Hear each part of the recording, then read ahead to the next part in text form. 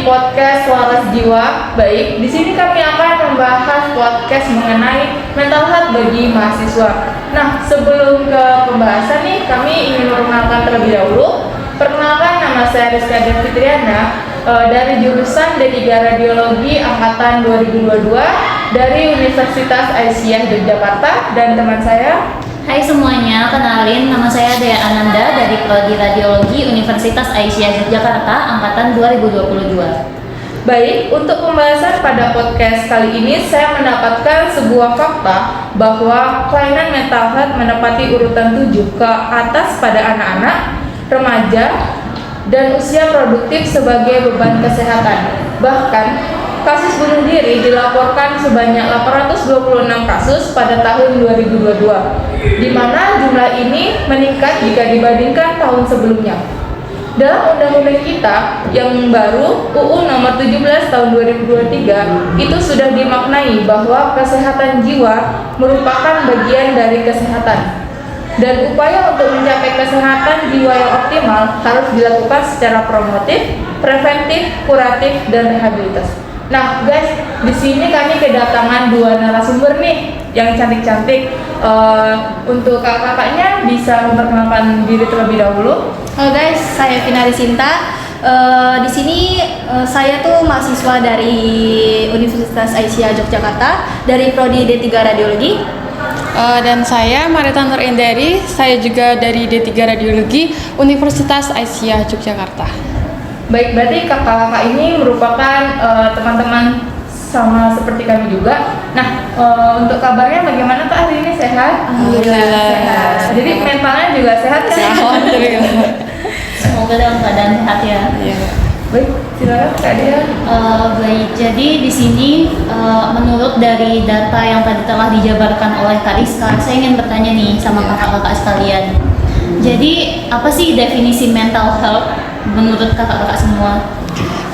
Menurut saya ya, kesehatan mental atau biasa disebut dengan mental health itu adalah kondisi di mana kita menyadari tentang kemampuan diri kita, terus kemampuan kita dalam mengatasi tekanan hidup kita, dan juga cara menjaga keseimbangan emosional, psikolog, dan sosial. Kalau menurut saya sendiri, mental health ini atau kesehatan mental itu keadaan sejahtera yang dimana setiap individu bisa mengeluarkan potensi di dalam dirinya masing-masing, atau kesadaran terhadap diri sendiri mengenai emosional, psikolog, atau cara dia memanage waktu, di mana dia bisa mengatur di mana waktu yang tepat dalam studi, ataupun kalau untuk mahasiswa ini ya, di mana dia mengatur untuk studi, mana organisasi. Baik, jadi definisi mental yang sehat itu adalah di mana dia bisa mengatur emosinya, sosialnya, kepada berbaur sama teman-teman mungkin ya. Nah, untuk mahasiswa sendiri, apa sih pengaruh dari mental health itu sendiri? Untuk pengaruh mahasiswa itu banyak sih. Untuk pengaruh mahasiswa tuh mungkin kalau misalkan memiliki mental yang sehat, itu dia bisa lebih fokus dalam belajar, terus bisa, kalau dia nggak stres, jadi dia bisa memanage waktu dengan baik. Mungkin itu. Terus ada tambahan dari aku itu, jika mahasiswa itu memiliki mental health yang sehat, itu dia bisa mengatur cara dia belajar, terus komunikasi dengan teman-temannya, kemudian mengolah stres dia, terus juga dia cenderung akan berprestasi di kampusnya. Baik, jadi mental health ini sangat berpengaruh ya bagi mahasiswa dalam kehidupannya, apalagi dalam bidang akademiknya ya. Nah, untuk faktor penyebab dari mental health itu sendiri itu sebenarnya apa sih? Karena kan sekarang banyak banget tuh kasus-kasus yang mahasiswa bunuh diri diakibatkan dia mengalami depresi atau sebagainya. Sebenarnya faktor penyebab dari hal tersebut itu apa sih sebenarnya? Untuk faktor penyebab mahasiswa bunuh diri gitu kan, itu kan pasti dia nggak sehat mental kan. Bisa kemungkinan lebih besar itu mungkin ada faktor tertentu seperti beban tugas dia, dia kesulitan dalam membagi waktu, terus juga tidak ada dukungan teman.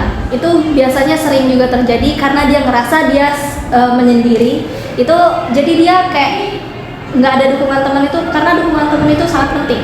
Terus juga bisa jadi masalah keuangan. Itu mungkin faktor yang paling tertinggi ya.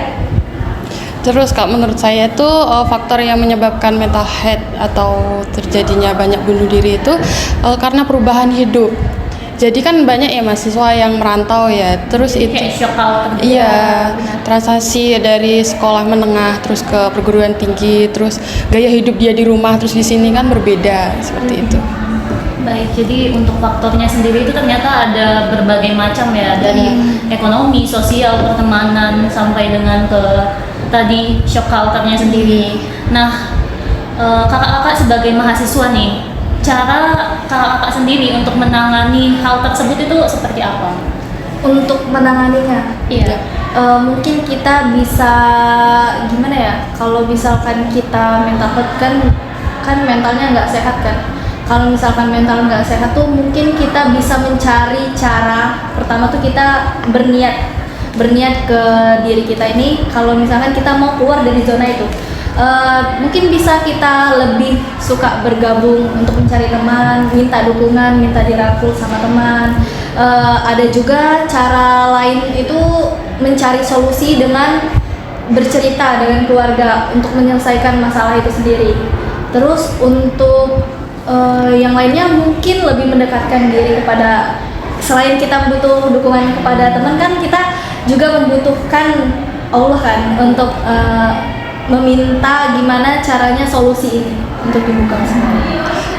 Kalau saya tambahin juga cara kita mengolah waktu.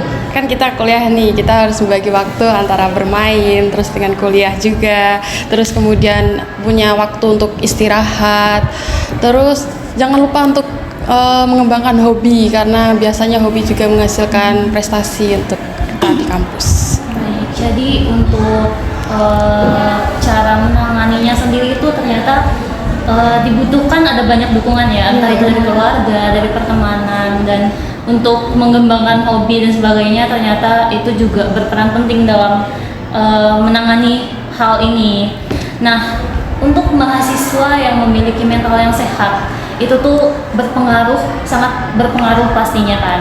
Nah, kakak-kakak yang memiliki mental yang sehat atau mungkin bisa dibagikan apa saja sih pengaruh dari mental ini untuk akademiknya atau untuk kehidupannya dalam sehari-hari? Kalau posisi mental kita sehat gitu. Kalau mental yang sehat menurut saya itu mungkin orang yang bisa membagi waktu itu udah pasti. Terus juga kesehatan fisik itu penting. Jadi produktif dengan waktu itu juga bisa dibilang tuh mentalnya sehat. Karena kalau kita udah bisa membagi waktu kita dengan baik, itu otomatis kita bisa kayak nggak kewalahan gitu loh untuk membagi yang mana dulu yang mau dikerjain. Mungkin itu juga bisa termasuk dorongan sih. Mereka akan mempunyai hubungan sosial yang baik sama teman. Kalau seseorang memiliki kesehatan mental yang sehat, pasti dia banyak teman dan pertemanan mereka itu selalu positif. Terus mahasiswa juga bisa berprestasi di bidang akademik dan juga memiliki kebahagiaan dalam menjalani kuliah ini. Baik, jadi kesimpulan dari mental health itu sendiri itu memiliki mental yang sehat itu dapat memberikan kita sebagai mahasiswa itu kehidupan yang lebih baik ya, begitu, seperti entah itu dalam meningkatkan prestasi dalam akademiknya yang berjalan dengan baik, pertemanannya yang juga baik, dan hubungan dari kekeluargaannya sendiri, serta banyak lagi pencapaian-pencapaian yang bisa dia lakukan, yang bisa dia raih dengan memiliki mental yang sehat. Nah, jadi seperti itu nih Kak Rizka. Baik, jadi hanya segitu saja podcast dari kami, dan untuk kakaknya terima kasih sudah meluangkan waktu untuk ditanya-tanya dan membagi motivasi agar selalu bisa menjaga mental yang sehat, dan semoga kakaknya juga selalu terjaga di mental yang sehat, kuliahnya lancar, dan bisa lulus tepat waktu dan mendapatkan gelar yang diinginkan. Dan sekian podcast dari kami. Jika kami ada salah, kami mohon maaf. Wassalamualaikum warahmatullahi wabarakatuh.